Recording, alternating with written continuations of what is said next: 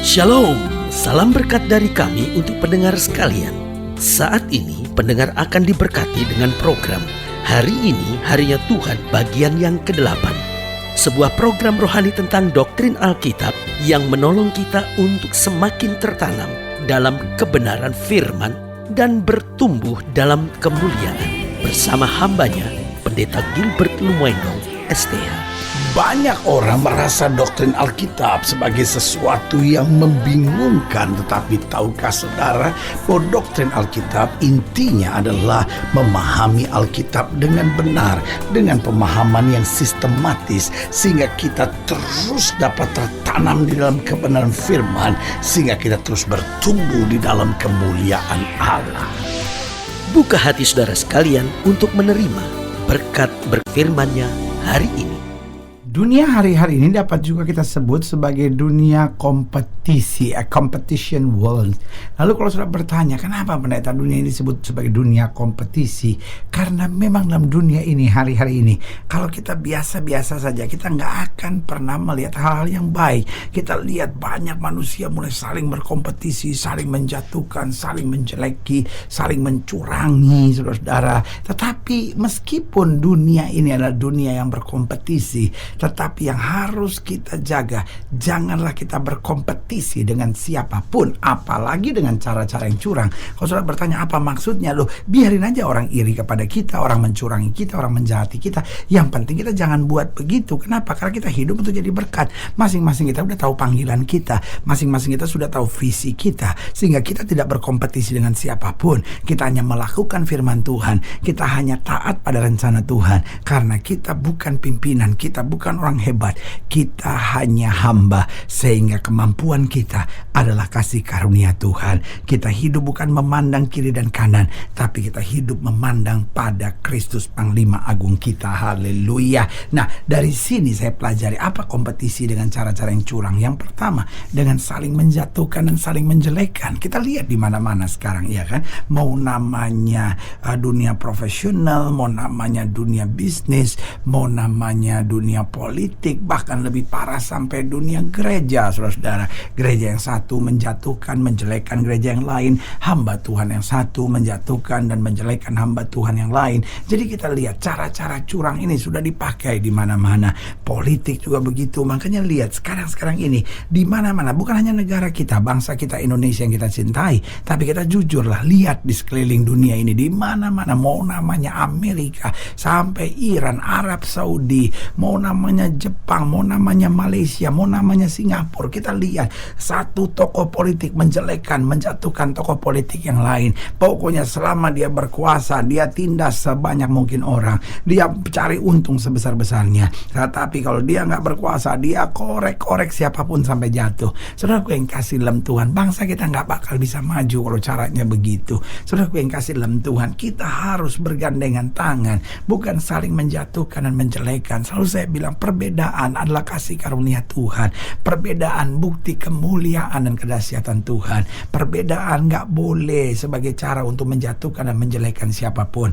Dalam gereja juga sama. Jangan saling menjatuhkan, jangan saling menjelekkan. Selalu saya bilang, pendeta kalau menjelekkan gereja lain, menjelekkan hamba Tuhan lain, itu pendeta udah kehabisan bahan khotbah. Saudara-saudara perhatikan deh, kalau pendeta masih mengkhotbahkan firman, dia akan terus menggali firman, karena firman Tuhan itu seperti mata air yang tidak pernah kering. Makin kita gali, makin kita ketemu air yang berbual-bual, makin kita terfokus pada rencana Tuhan. Tapi kejadiannya banyak orang sudah gak mau belajar lagi, sehingga akhirnya dia gak gali firman, dia cuma cari kesalahan pendeta lain, dan supaya kelihatan dia hebat, dia jatuhin pendeta lain, dia serang gereja lain. Saudaraku yang kasih dalam Tuhan, mari kita pandang Kristus. Kita hidup bukan untuk berkompetisi, tapi kita hidup untuk taat pada kehendak Tuhan. Yang kedua, cara-cara curang yang dipakai, melebih-lebihkan diri. Ini dia. Padahal Amsal berkata begini, biarlah orang memuji dirimu dan jangan kau muji diri sendiri. Orang yang memuji diri adalah orang yang paranoid, saudara-saudara. Orang yang memuji diri adalah orang yang gak tahu diri, saudara-saudara. Dan buat saya, orang yang memuji diri adalah orang yang tidak menghargai kuasa Tuhan yang dahsyat. Banyak orang hari ini senangnya melebih-lebihkan diri. Saya ini pemimpin yang hebat, saya ini orang yang suci, saya ini orang yang paling benar, saya ini orang yang paling baik. Wah, kepemimpinan saya yang paling hebat. Wah, saya ini yang paling rohani. Saya ini Tuhan sendiri yang ngomong sama saya. Saudara, gue yang kasih dalam Tuhan. Kalau orang mulai banyak ngomong kayak begitu, saudara, something is wrong in their heart, Lord. Dan saya tahu betul ada orang-orang yang kayak begitu tuh, orang-orang yang gak bersih hatinya gitu. Karena orang kalau bersih hatinya, maka yang ada adalah Tuhan. Saya ini ada sebagaimana saya ada karena Tuhan. Tuhan, saya ini gak mampu, Tuhan yang mampukan saya. Tapi kalau Tuhan ini saya hebat, Tuhan saya ini jago, Tuhan ini saya nih.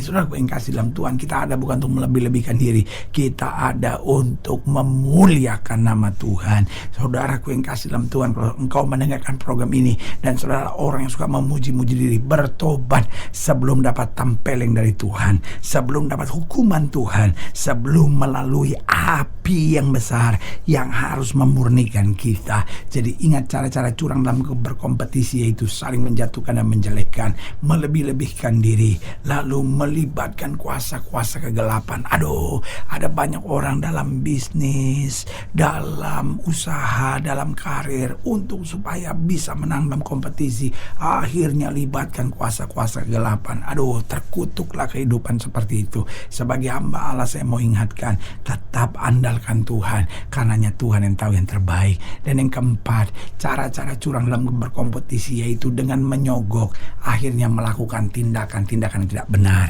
bohong sana, dusta sini. Saudaraku yang kasih dalam Tuhan, Alkitab bilang kalau Tuhan buka pintu gak ada yang bisa tutup, kalau Tuhan tutup pintu gak ada yang bisa buka. Artinya apa? Hidup Kristen bukan hidup yang berkompetisi. Siapapun kita, jalan saya dalam ketaatan, maka pembela kita adalah Tuhan yang menyelesaikan segala perkara. Haleluya. Selamat datang dalam program kita hari ini, Harinya Tuhan, sebuah program rohani yang kembali mengingatkan kepada kita betapa pentingnya kita menjadikan firman Tuhan sebagai dasar keseharian hidup kita. Karena selama kita jadikan firman Tuhan sebagai dasar keseharian hidup kita, langkah-langkah ke depan kita penuh dengan kepastian, kemenangan, berkat, mujizat, dan perkara-perkara besar. Haleluya. Dan dalam program ini kita sedang bicara tentang mari kita mencari nama. Nah, ini dia.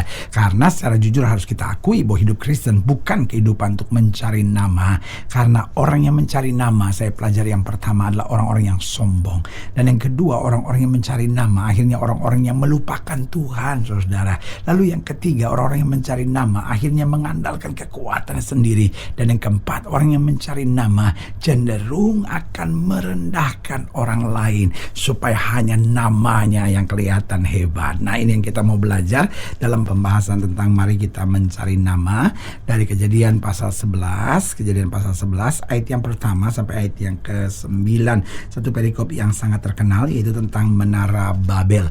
Kejadian 11 ayat 1 sampai 9. Demikianlah firman Tuhan. Adapun seluruh bumi satu bahasanya dan satu logatnya. Maka berangkatlah mereka ke sebelah timur dan menjumpai tanah datar di tanah Sinear. Lalu menetaplah mereka di sana. Mereka berkata seorang kepada yang lain, marilah kita membuat batu bata dan membakarnya baik-baik. Lalu bata itulah dipakai mereka sebagai batu dan tergala-gala sebagai tanah liat. Juga kata mereka, marilah kita dirikan bagi kita sebuah kota dengan sebuah menara yang puncaknya sampai ke langit. Dan marilah kita cari nama supaya kita jangan berserak ke seluruh bumi. Perhatikan, marilah kita mencari nama. Ini dia. Ketika manusia udah mulai cari nama, ini kesombongan yang melupakan Tuhan, mengandalkan kekuatan sendiri dan cenderung merendahkan orang lain. Lalu dikatakan supaya kita jangan terserak ke seluruh bumi. Lalu turunlah Tuhan untuk melihat kota dan menara yang didirikan oleh anak-anak manusia itu. Dan Ia berfirman, mereka ini satu bangsa dan satu bahasa untuk semuanya. Inilah barulah permulaan usaha mereka. Mulai dari sekarang, apapun juga yang mereka rencanakan, tidak ada yang tidak akan dapat terlaksana. Baiklah kita turun dan mengacau balau di sana bahasa mereka, sehingga mereka tidak mengerti lagi bahasa masing-masing. Demikianlah mereka diserahkan Tuhan dari situ ke seluruh bumi, dan mereka berhenti mendirikan kota itu. Itulah sebabnya sampai sekarang nama kota itu disebut Babel, karena disitulah dikacau balaukan Tuhan bahasa seluruh bumi, dan dari situlah mereka diserahkan Tuhan ke seluruh bumi. Nah, saudaraku yang kasih dalam Tuhan, jelas di sini kita melihat bahwa segala bentuk mencari nama adalah hal yang ditentang oleh Tuhan. Karena hidup Kristen yang sejati bukan mencari nama. Saya simpulkan dalam 4 hal sederhana. Hidup Kristen yang sejati, yang pertama, mencari kehendak Allah. Kita hidup bukan untuk mencari untung, kita hidup bukan untuk cari nama, kita hidup bukan untuk mencari keterkenalan, tapi kita hidup untuk mencari kehendak Tuhan. Biar bukan kehendakku yang jadi, melainkan kehendak-Mu ya Allah yang terjadi dalam hidupku. Haleluya. Jadi hidup Kristen yang sejati jelas mencari kehendak Tuhan. Yang kedua, kehidupan Kristen sejati mencari kemuliaan Tuhan. Ini penting sekali karena kita hidup bukan mencari berkat-berkat Tuhan, ya kan, tetapi kita mencari kemuliaan Tuhan, di mana kita disempurnakan, di mana kita dipulihkan, di mana kita diubahkan, sehingga kita dapat berkata, sungguh aku hidup, tapi bukan lagi aku yang hidup, tapi Kristus yang hidup dalam aku. Berarti Kristen yang sejati bukan mencari nama, tapi yang pertama mencari kehendak Allah, yang kedua mencari kemuliaan Allah, dan yang ketiga mencari wajah Allah. Alkitab berkata, carilah wajahku senantiasa. Lalu mungkin sudah bertanya, untuk apa kita cari wajah Tuhan? Karena ketika kita memandang Tuhan, kita selalu akan beroleh damai sejahtera. Ketika kita memandang Tuhan, kita akan selalu beroleh kekuatan. Ketika kita memandang Tuhan, kita akan selalu mendapatkan ketenangan yang sejati. Karena itu saudaraku yang kasih dalam Tuhan, mari cari kehendak Tuhan, mari cari kemuliaan Tuhan, mari cari wajah Tuhan. Dan yang keempat, mari cari jalan-jalan Tuhan dalam kehidupan kita. Itu sebabnya pemazmur berkata, jalan-jalanmu Tuhan itu menjadi kekuatan bagiku.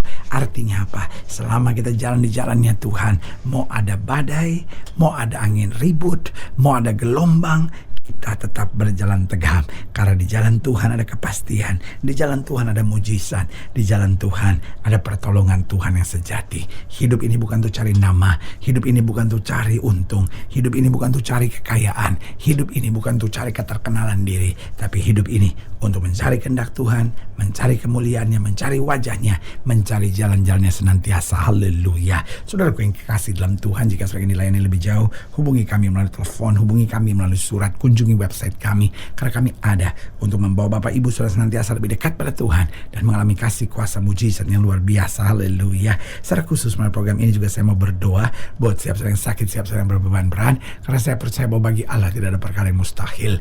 Nah, saudara yang didoakan secara khusus, boleh taruh tangan kanan saudara di dada dan kita akan berdoa. Mari kita berdoa.